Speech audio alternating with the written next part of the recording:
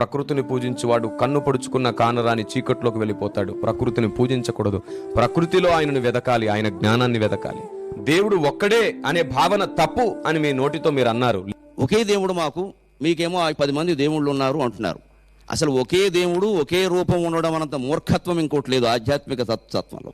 లేదు లేదు లేదు, అది వేద విరుద్ధం. దేవుడు ఒక్కడే, దేవుడు ఒక్కడే. ఆయనలోని కోటాను కోట్ల తత్వములు, ప్రతిరూపాలు, ఆయన లక్షణములను మనం గుర్తించాలి. ఆయన ఒక్కడే.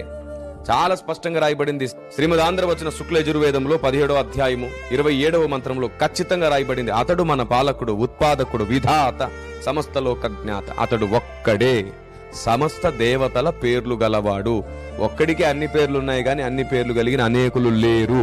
మీరు ఏ ప్రతిరూపాన్ని ఆరాధిస్తున్నా మరలా ఆయన వైపే స్తుతి వెళ్ళాలి గాని వీరికి ప్రత్యేకమైన ఇష్టాలు, వీరికి ప్రత్యేకమైన ప్రతిరూపాలు, వీరికి ప్రత్యేకమైనటువంటి విధి విధానాలను నిర్ణయిస్తే అది వేద విరుద్ధం అవుతుంది. ఒక్కడే ఉన్నాడు, సమస్తము ఆయనకే చెందునుగాక.